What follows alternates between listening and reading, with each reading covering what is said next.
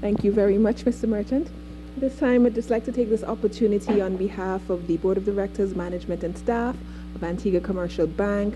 Just want to thank you for showing up this afternoon, spending some time with us as we hold this press conference, concretizing our sponsorship in the 2016 Panorama competition.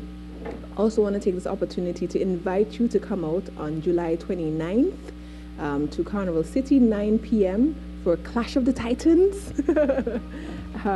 as 6 steel orchestras by 8. Oh, I'm sorry. Oh, wow. 8. I'm so sorry. 8 steel orchestras vie for the title of the Antigua Commercial Bank 2016 Panorama Champions. Thank you all for coming.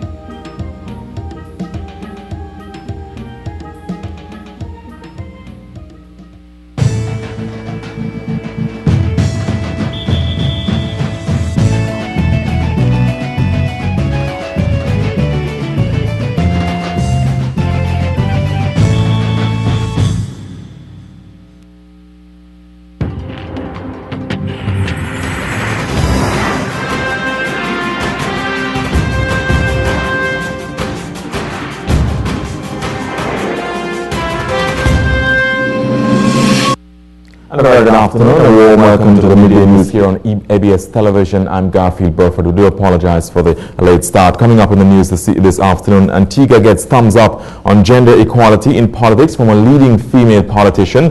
Major scholarship opportunity in the offering to study at St. Mary's University in Canada. And an update from the government on the Paradise Found project. We begin with news at this hour that females in Antigua and Barbuda get the same treatment as their male counterparts and need not be afraid to enter politics. That's the word at this hour from Social Transformation and Human Resource Development Minister, the Honourable Samantha Marshall. Her comments come at a time when a woman, Theresa May, sits at the top of government in the United Kingdom. Based on her experience as a Member of Parliament, Minister Marshall says she's not treated differently from male parliamentarians. Senator Michael Freeland concurs with Ms. Marshall. He also notes that the appointment of Theresa May as the British Prime Minister will be an ideal way for the world to observe how she will handle her leadership role. May was appointed to the post on Wednesday following the withdrawal of Andrea Leadsom from the Conservative Party leadership race. Like the UK, Antigua and Barbuda boasts quite a few females in politics, including Ms. Marshall, Member of Parliament Johan Messiah, Senator Chanel Govea, and Senator Dr. Jackie Quinn, among others. Now, a young Antiguan and Barbudan has the opportunity to win a full scholarship to St. Mary's University in Canada. Of course, that means all costs are covered, including tuition, student association and graduation fees, accommodation and meals, medical and dental, insurance, all educational supplies, clothing, ground and air transportation.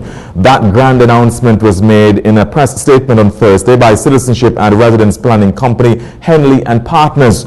The company has teamed up with the Halo Foundation to offer what it calls its Hero Scholarship. Applicants must be either in fifth form or at a tertiary institution or a recent graduate of either of those institutions. They must be between 16 and 25 years of age and be able to demonstrate they have been involved in outstanding acts of kindness and bravery. Application forms can be downloaded from www.foundationhalo, that's HALO.org.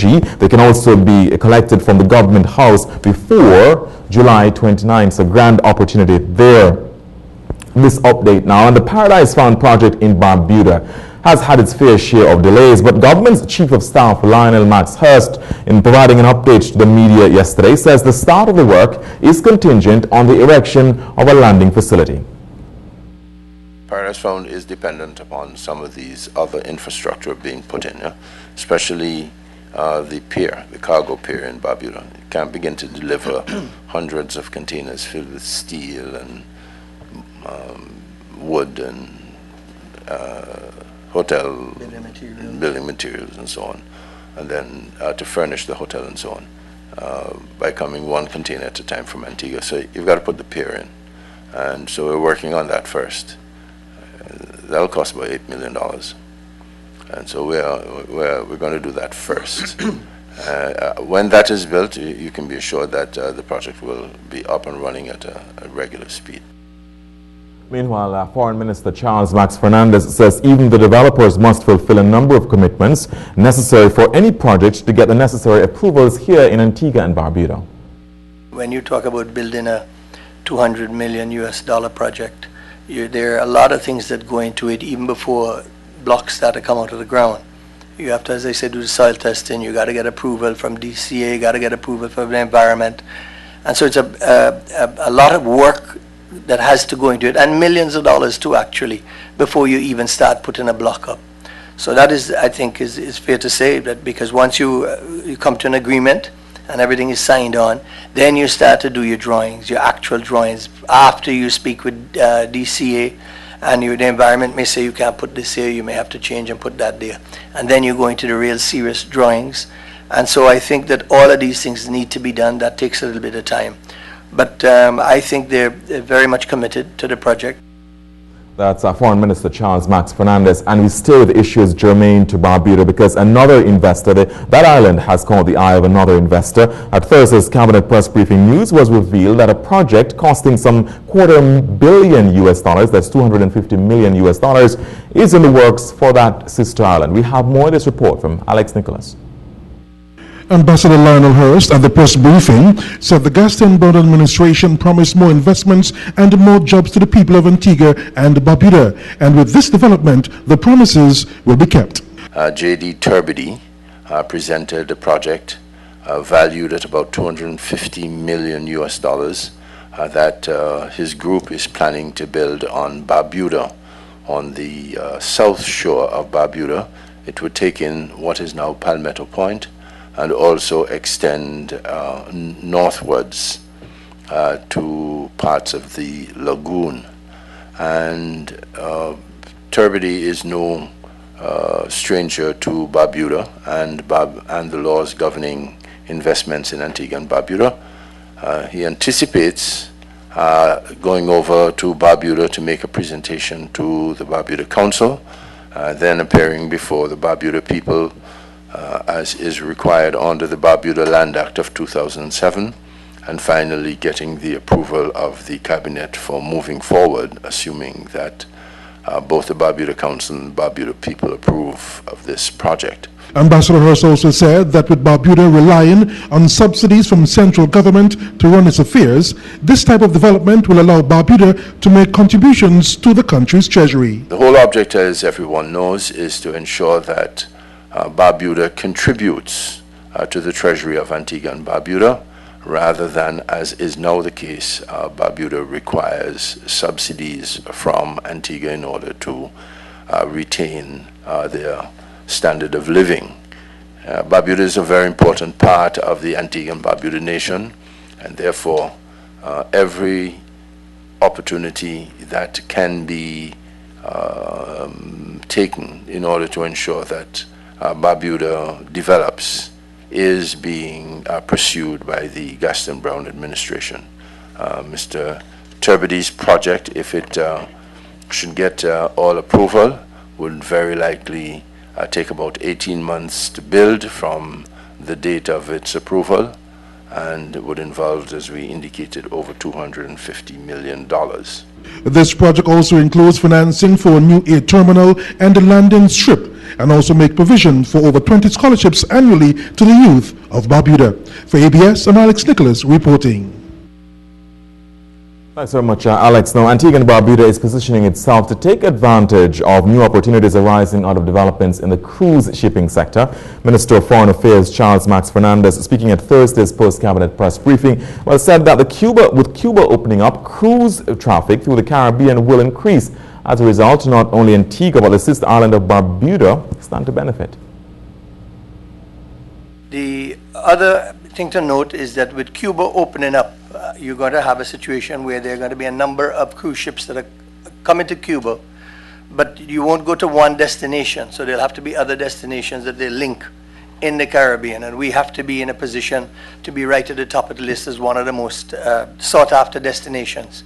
Now, in regards to Barbuda, one of the other things that Ambassador Hurst, I noticed he didn't mention, was the fact that we're also going to be providing for cruise tourism there. They're going to be locating buoy, I don't know what is a pile out in the middle where the cruise ship can dock, and we will have the ships, the small craft, taking them in to the beaches in Barbuda. Now, that is also very attractive because the cruise ships will be able to make 2 stops or 2 destinations by coming to Antigua. Now, that news is also exciting for stores in the city area. They are to benefit from initiatives being planned for dispatch services for taxi and tour operators. We are looking to move that to take it to another level. We are looking, for example, one of the things with the traffic and the tourists is that you'll have a point where the tourists will be picked up and taken around the island on various tours and so on. But on returning, they will be dropped off at a point where they walk down through town to the cruise ship, which will allow for the stores in town to be able to benefit from the extra potential shoppers coming through.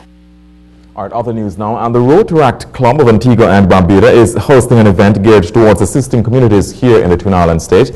That is according to one of the committee members for the Rotary Colours Fete, Otto Kentish, who, in speaking to ABS, detailed what will be done with the funds raised from the event titled Colours of Africa.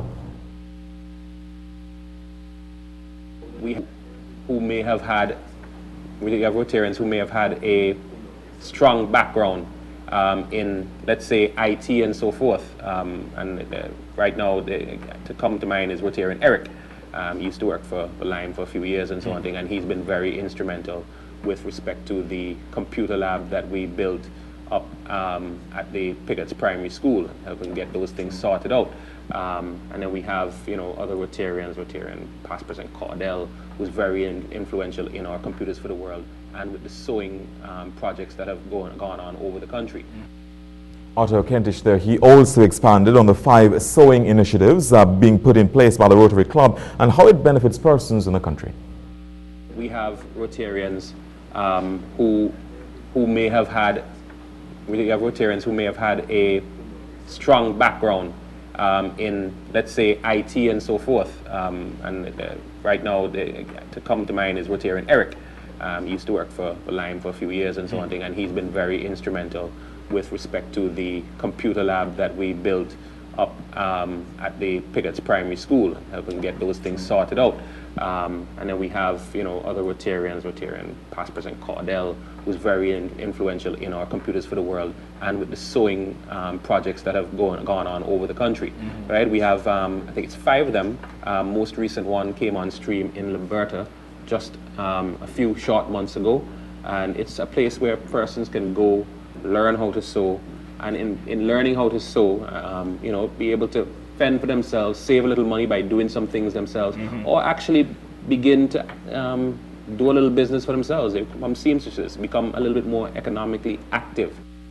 Now, he also notes that the most significant project the organization does is to distribute 100 meal packages every month and an annual Christmas party for children here in the Twin Islands state. Music will be provided by Cheeky's High Five, DJ Quicks, Selector J, and Mazel the Soundmaster, with a live performance from Tian Winter. Now, the best dressed couple may win a trip for 2 to St. Lucia.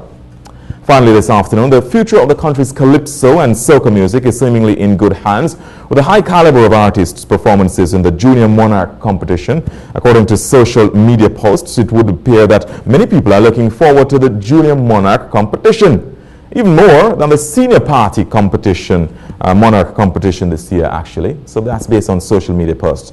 As a nation station, ABS television is showcasing some of the young artists and giving them an opportunity to perform live on television during the Good Morning Antigua and Barbuda show. This is in preparation for the eliminations, where they will vie for a chance to compete on the big stage. Let's take a look.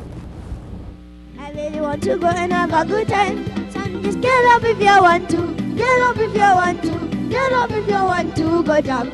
From different place, while on different plan. Together let's stand, stand as one nation. Watch it, so watch it. C, Y, B, C. Girl, them a wine for me because it's just the party turn up now, I tell you it. Girl, them a wine for me because it's just. All right, so those performances to look forward to, right?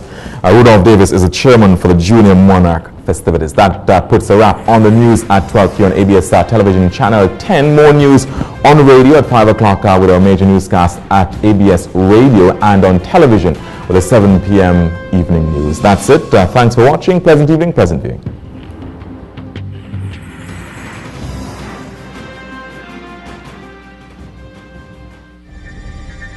This is ABS, the face of national broadcasting.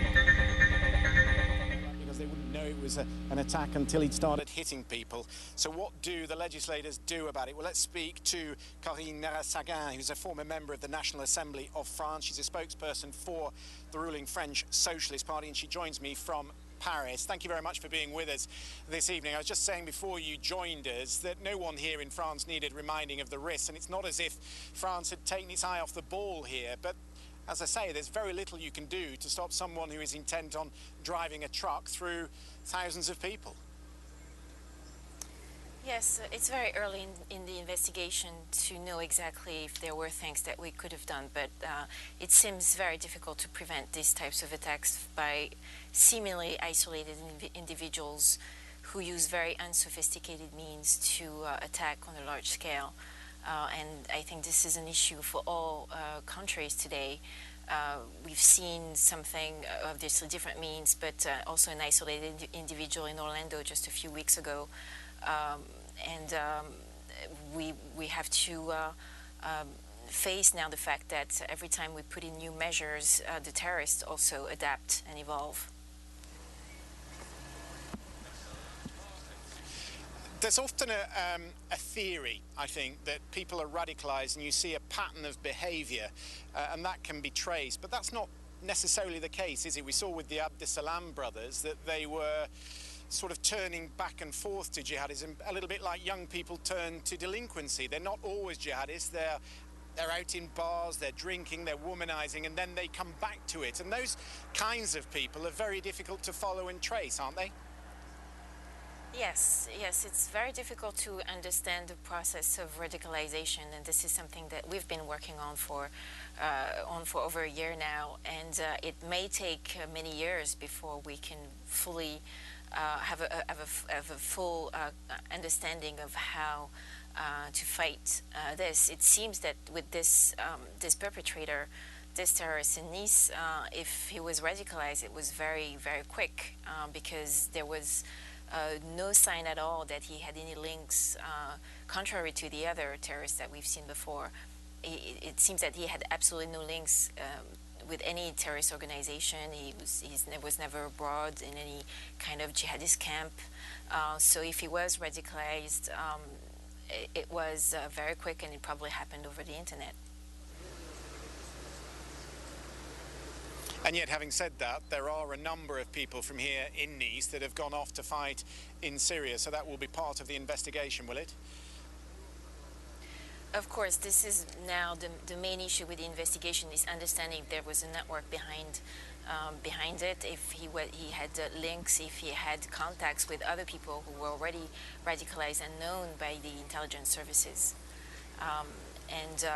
This is also why François Hollande, I think, decided to extend the state of emergency for another 3 months, so that the investigation can go faster and so that we can see if there are new measures that we need to take to adapt to these type of new attacks and much quicker type of radicalization.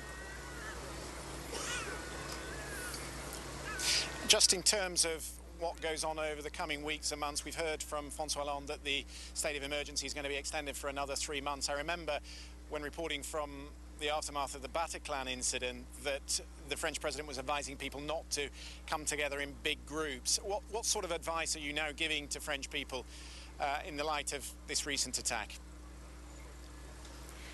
Well, the problem is that obviously we don't want to have a policeman behind every French citizen. Nobody wants to live in a police state, obviously. So it's the problem is to find the right balance. We need to be able to live our lives and to have big events like the European Football Championship or the Tour de France. and at the same time, we need to find new ways to reduce the risk as much as possible. But we know that there is no way to ensure absolute security, and we know that we have to live with this threat for many years to come. Yes, no doubt it is a long road ahead. Corinne Narasagan, thank you very much for being with us this evening. Well, in spite of what Corinne is saying, you can't put a policeman behind every person, but François Hollande is doing whatever he can to step up the security. Don't forget as well, of course, for the president, there is an election coming up in May. He's facing a threat from the Front National and the far right in Marine Le Pen, and he can ill afford to be light on security. So there's been an announcement today that 10,000 army reservists will be brought up to bolster security around the country, if that's possible, because there are thousands of police and army personnel already on the police in all the French cities after the Bataclan incident. They're tightening up security as well at the borders, and other countries are following suit. There's been a security review in Germany today. They're securing their borders. It's a lot tighter than it was yesterday. And in London, the new Prime Minister Theresa May brought together the Cobra Committee, not senior ministers, but there were big officials there from the intelligence committees, from the police force, the fire brigade, the sort of people you'd expect to be at a Cobra meeting, just to check whether security is in place for big events that are coming up in the UK over the course of the next few weeks. Well, let's get a bit of the reaction from around the world with our correspondent, Caroline Hawley. Fleeing in terror from the seafront promenade. The horrifying simplicity of this attack and the huge toll it's taken has stunned France and plunged it back into national mourning. The French President François Hollande flew into Nice this morning as he and his security officials prepared their response to yet another mass murder on their streets. Pourquoi Nice? Why Nice? Because Nice is known all over the world, one of the most beautiful cities in the world. Why 14th of July? Because it is a celebration of liberty. And to harm France, this is why this individual committed this terrorist attack. Here in London, the French flag flew over Downing Street in solidarity, half-mast, out of respect to the many, many dead. If this is a terrorist incident, as it appears to be, this represents a continuing threat to us in the whole of Europe, and we must meet it together. His American counterpart this morning was meeting the Russian foreign minister in Moscow to discuss the conflict in Syria, which John Kerry called the greatest incubator for terrorists in the world. I think people all over the world are looking to us and waiting for us to find a faster and more tangible way of them feeling that everything that is possible is being done to end this terrorist scourge and to unite the world in the most comprehensive efforts possible to fight back against their nihilistic and depraved approach to life and death. The American and Russian officials stood in silence to honour the victims of the Nice attacks. Later, John Kerry and Sergei Lavrov went to the French embassy to lay flowers and to write in a book of condolences. At a summit in Mongolia, Asian and European leaders also held a minute's silence. And Angela Merkel said words couldn't express how France's allies felt about last night's horror. Our sympathy can never make up for the loss of so many lives. But in these days there must be solidarity. The solidarity of all the people in Germany with friends in France. The solidarity of all the countries who are involved in the fight against terrorism. In Berlin, flags flew at half-mast. The German police say they're stepping up checks at airports and at crossings along the country's border with France.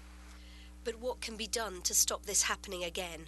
As the world reacts in shock to the carnage in Nice, the UN Secretary-General has called for an intensification of regional and international efforts to combat extremism. Easy to say, much harder to put into practice. Caroline Hawley, BBC News. So plenty of reaction then around the world to last night's attack. We just had a still picture sent to us. Mohamed Boulil, this is the 41-year-old Frenchman of Tunisian origin, the driver of the truck that was shot dead here on the Promenade des Anglais last night. This picture has been positively identified, we're told, by a neighbour. You may have seen pictures of a flat that was searched forensically this morning by police. A neighbour to that flat has